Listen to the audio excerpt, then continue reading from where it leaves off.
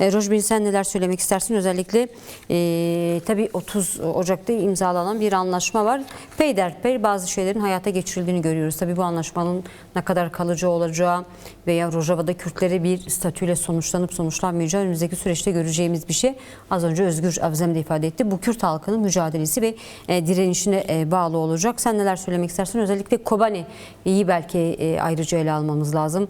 16 gündür kuşatma altında ve 2015'te de benzer şekilde saldırıya uğramıştı Kobani. Direnmişti, tarihi bir direniş sergilemişti. Aslında DAEŞ'in yenildiği kent aynı zamanda. Bugün tekrardan anlaşmaya rağmen hala kuşatma sürüyor. Evet, yani senin de dediğin gibi yani kuşatmanın bu kadar sürüyor olması anlaşmalara rağmen bu yani ciddi bir problem. Özellikle hani işte ayın 30'unda bir anlaşma gerçekleştirildi. Bu anlaşmalardan bir tanesi bu kuşatmaların işte asker geri çekilmesiydi. Bu çetelerin tabii hepsi HTŞ çetesi olarak değerlendirmek belki gerçekçi olmayabilir ama işte bu DAEŞ'çıların birçok çete yapılanması var bu bünye altında. Bunların mesela geri çekilmesi gerekiyor. Şu an halen bu sağlanabilmiş değil. Yine Şedade o tarafta mesela geçiş hatlarının halen açılmaması ciddi bir problem. Bu taraftan işte Türkiye Devleti'nin yani oradaki halka yapılması beklenen yardımları engellemesi yine ciddi kuşkuları tabii ki beraberinde getiriyor. Bu şöyle bir kuşkuya yol açıyor. Saldırıların devam edebileceği. Evet, yani şey değil. Hani niye kalkmadığı, niye şey olmadığından çok bunun devam ettiriliyor olması planın devam ediyor olma ihtimalini yani ortaya koyuyor. Bu komplonun sürme ihtimalini de tartışmaya açıyor. Çünkü yani şimdi küçük küçük adımlar atılmış durumda. Bu adımlardan bir tanesi işte yani merkezi hükümetin bir konvoyla Kürt bölgelerini girip çıkması. Bir de işte Haseke'deki yani valilik olayının hani gerçekleşmiş olması. Şimdi bunların dışında hala bölgede doğru düzgün bir yani iyileşme sağlanmış değil. Çok ciddi anlamda halklarda büyük bir kaygı var ve Kürt halkının yani kendi orada yerelde yaşamını örgütleme, sürdürme noktasında bir ilerleme kaydedilmedi. Bu ilerlemelerin kaydedilmemiş olması yeni saldırıların kapıda olma ihtimalini de güçlendiriyor.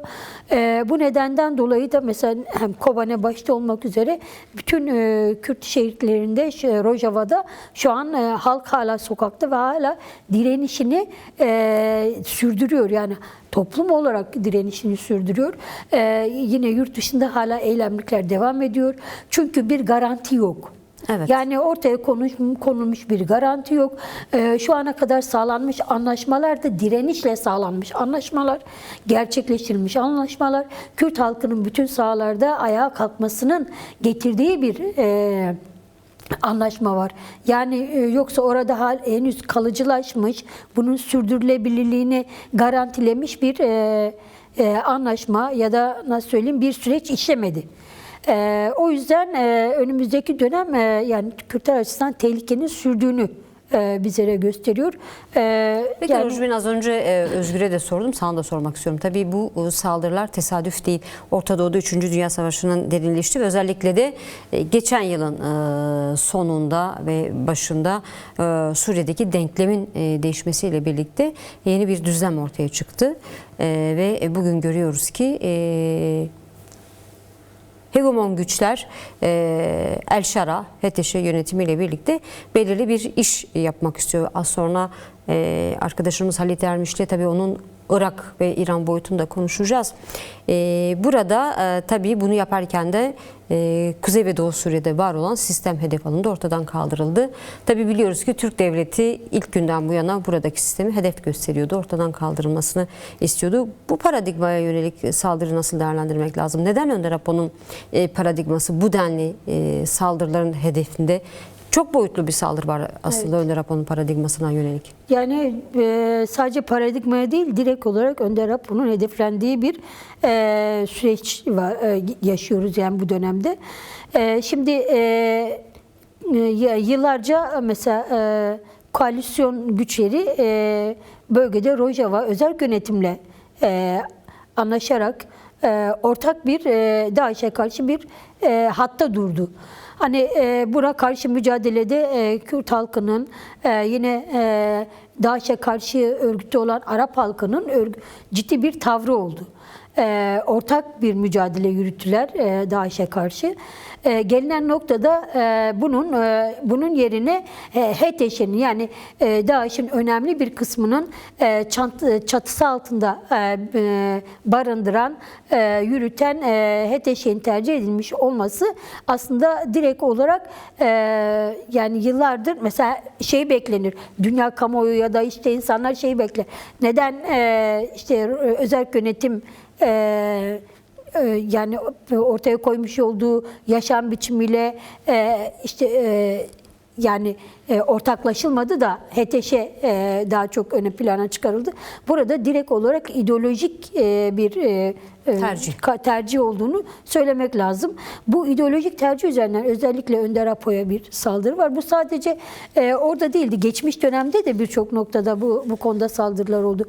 Önder Apo'nun halkların ortak yaşamına dönük demokratik ulus paradigmasına dönük saldırı geçmişe de vardı. Bugün daha somut halde gördük. Yani neden böyle bir saldırı var? Çünkü demokratik ulus yapısı çok önemli. Yani yerelden yönetimi esas alan, yani sadece yönetim anlamında değil, halkların ortak yaşamını, kadının özgürlüğünü temeline alan, doğanın özgürlüğünü temeline alan bir ideolojik gerçeklikle yüzdeyiz. Fakat karşıdaki yapılanma birkaç şeyi tanımayan bir yapılanma. Bir milliyetçidir, 2 dincidir, 3 cinsiyetçidir, 4 doğa karşıtıdır. Hiçbir şekilde bunlar bu noktada yani halkların yani Önder Apo'nun ortaya koymuş olduğu paradigmayla yan yana gelemez zaten. Evet, zaten aslında dünyayı yönetenlere baktığımızda belki bu akşamın gündemi değil ama Epstein dosyalarına baktığımızda dünyayı yöneten isimlerin de kim olduklarını ve aslında demokrasiden, ekolojiden, kadın özgürlüğünden çok uzak isimler olduklarını açık bir şekilde görüyoruz. Belki başka zaman daha ayrıntılı konuşabiliriz. Rojbin, sana tekrar döneceğim. Rojbin, programımızın bu bölümünü sonlandırmaya doğru gidiyoruz. Tabii şu noktayı da seninle konuşmak istiyordum. Suriye'de, Rojava'da Kürt kadın savaşçılarına yönelik saldırılar olmuştu. Bir kadın savaşçının örü kesilmişti, kezisi kesilmişti. Tabii onunla amaçlanan belli bir kadın devrimine yönelik bir saldırı olduğunu gösteriyor bu saldırının çeteleri. Ancak buna karşı gelişen tepkiler de oldukça önemliydi. Küresel çapta bir tepki gelişti. Sadece Kürtlerle sınırlı kalmadı. Tüm dünyaya yayılan bir tepki oldu. İran'da Jina Emin'in aslında katledilmesinden sonra kadınların saçlarını kesmesine benzer bir tepki gelişti. Buna dönük neler söylemek istersin? Bu neden önemliydi kadın mücadelesi açısından ve bunu daha nasıl sürdürmek gerekiyor? Şimdi aslında orada yani o saç örgüsünü kesip teşhir etmeye çalıştıkları sırada kadınların yani çünkü Rojava bir kadın devrimiydi. Kadın devrimi aynı zamanda. Ve kadınlara yönelik o saldırı aslında hani bir kadın savaşçının örüğü değil o sadece. O bütün kadınların Rojava'da verdiği direnişi, DAEŞ'e karşı verdiği direnişin bir sembolüydü. Şimdi o sembol üzerinden mesela kadınlara saldırmaya çalışıldı. Yani biz işte siz savaşırsanız biz saçlarınızı böyle keser, yani sizi öldürürüz, ezeriz. Bu şekilde yani kadınların yaşama, hayata, bir bütün olarak yani hayatın her alanında yer almasını zaten istemeyen, köleliği, kadına kölelik, hatta insan sıfatına dahi almayan bir yapıdır DAEŞ. Şimdi böyle bir yapı yani kadına yönelik saldırıda, özellikle onu hedef alırken, yani kesip onu gösterirken, kadınlara size bunu yaparızın göstergesini yaptılar. Ama ne oldu? Bu ters tepti. Çünkü kadınlar nasıl bir mücadele verdiklerini Rojava'da biliyor. Dünyada da böyle yani. Ve kadınlar ona karşı saçlarını ördü. Evet. Şimdi Rojava'daki direniş yapan, yani bu direnişi büyüten, uluslararası alana yayan ve şeyi de söylemek lazım, dünyanın vicdanına seslenen o saç örgüsü oldu. Aslında gerçeklik bu. Ve onun üzerinden bir direniş hattı, yani direniş hattı hem genişledi hem sahiplenme ortaya çıktı. Bir halkın yani kadına dönük saldırı bir halkın ortak mücadelesine dönüştü. Evet. Yani bugün bütün Kürdistan'ın 4 parçasını bir araya getiren bir işte kadına dönük saldırılardır. İkincisi Şeyh Maksut ve Eşrefiye'deki direnişçilerin, fedailerin ortaya koyduğu direniş hattıdır. Bu ikisi Rojava'nın direnişinin büyümesine, ulusal olarak sahiplenişine, uluslararası alandaki kamuoyuna seslenmesinde temel etkenler oldu. Evet, diğer direnişler de tabii ki önemli, bu hani yadsınacak bir durum değil, ama sembol anlamında bunu ifade etmek lazım. Ve Kürt kadınına dönük olarak bu saldırı hani normalde namusa hitaben yapılır. İşte evet, kadınlar, Kürtler işte böyle olunca kadını işte eve hapsetmeye çalışır, bilmem, böyle bir şey yok. Kürtler ne eski Kürtlerdir ne de işte farklı bir şeye sahiptir. Kürtler bu dönemde kadının yaşamın özü olduğunu en fazla gören, bilen bir gerçekliğe sahip oldu. Ve direnişte eğer bir kadın yer alıyorsa o toplumun tamamı direnir. Ama o eğer direnişte kadın yoksa kimse direnmez. Bu bir gerçekliktir. Yani bizim toplumumuz açısından çok önemli bir gerçekliktir ve kadının yaşamdaki öncülüğünün, mücadeledeki öncülüğünü ortaya koyuyor. Yani mücadele eden bir kadın var. Nerede bir mücadele eden bir kadın varsa onun arkasında bir toplum vardır. Böyle görmek lazım. Kürt toplumu için de bunu ifade etmek lazım ve şeyi söyleyeyim, yani orada hedeflenmek istenen geri tepmiştir.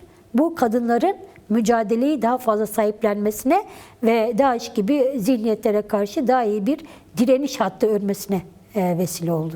Peki.